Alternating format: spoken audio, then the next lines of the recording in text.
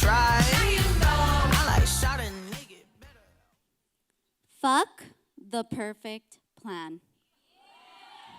That's right, I said it. Fuck the perfect plan. Got you, girl. So, I know for a fact that by not having the perfect plan, every single one of us has been held back or is currently being held back from going after something we truly want in our lives.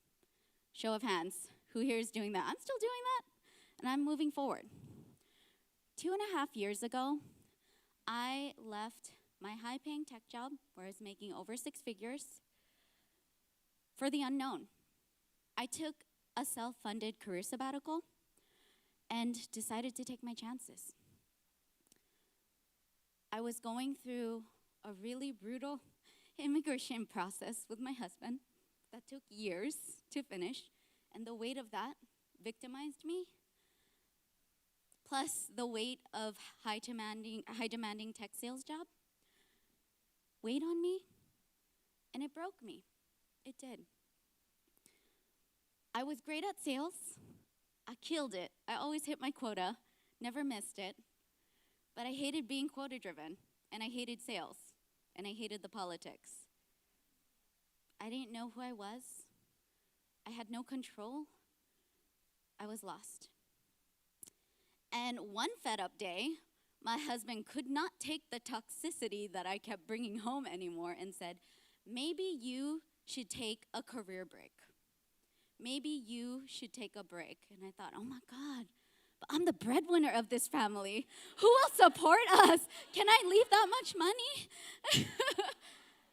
And it excited me. It really did. It really did. And I kept asking these questions. Could I really take a career sabbatical? Could I really stop working after 10 years plus of nonstop working? Did I deserve that? Was I worthy of that? Was this a mistake? Was this stupid? Was I gonna fail? Was I gonna regret this? Despite not knowing the answers, and despite all the worry, I moved forward anyway. 30 minutes before I put in my notice to my VP of sales, I get a bunch of mixed calls from my mom. And I hop into a conference room, and the first thing she says is, Anak, don't do it. She says, don't do it, Anak. I just saw on the news. San Francisco has the highest paid rent ever in the whole US. Don't do it. Don't quit. I'm shaking, and my eyes are watering. Guilt, anxiety, feeling ungrateful for throwing all her sacrifices aside and leaving more money than my parents ever made together. And then I say, that's not news, Mom. I already knew that. You can't stop me. You don't even know where I work. You don't even know what I do.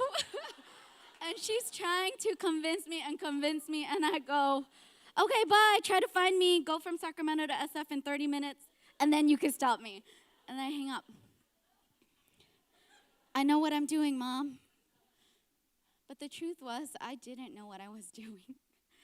I just saved enough money to take the next 2 steps, which was quit my job and heal. I didn't know what was after that. I really didn't. And in this space that I had the privilege of creating for myself,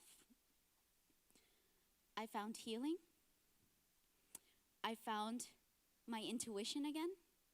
I found the ability to play and be creative and imaginative again, things I thought were lost because of the chaos and pressures of corporate life. I found my calling as a coach, or my calling found me. I'm still not sure. It's really undecided.